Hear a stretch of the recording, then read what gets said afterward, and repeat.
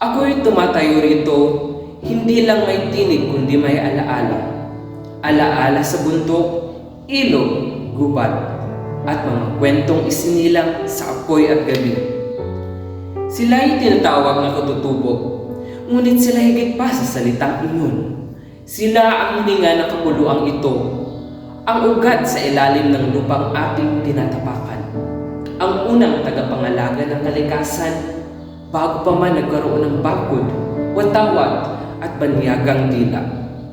Mula sa ikurot sa mataas ng Cordillera hanggang sa mga lumad sa luntiang timog, hanggang sa mangyan sa sumusulat ng dahon ng palma, mula sa eta sa paanan ng bulkan.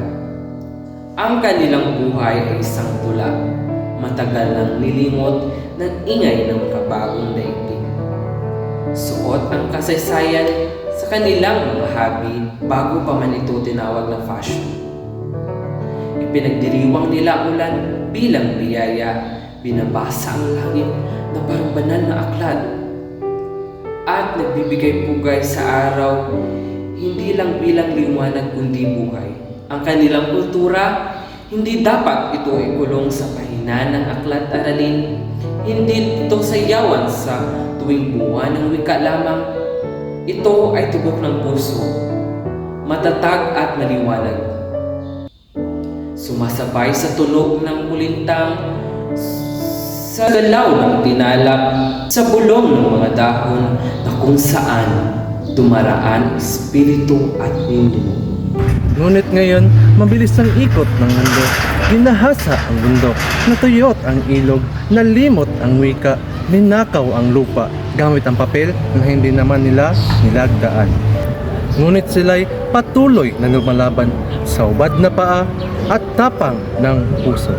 Pinangangalagaan nila ang lupang dapat ay iniingatan din natin.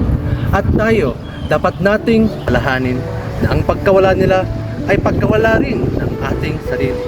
Na kung wala ang karunungan ng mga sinaunang tao, ang kinabukasan ay maglalakad ng hubad.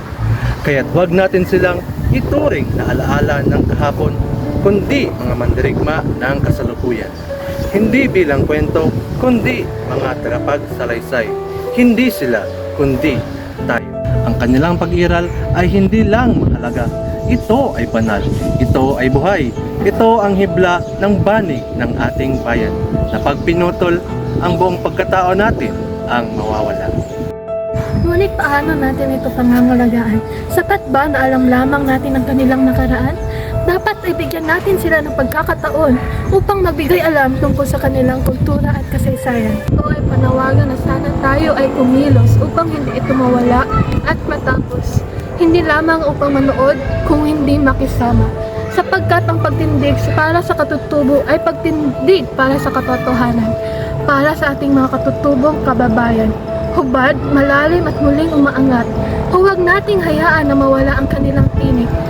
Sana tayo ay magsilbing melodya ng kanilang awitin na hindi sana magwakas hanggang sa bawat bukas.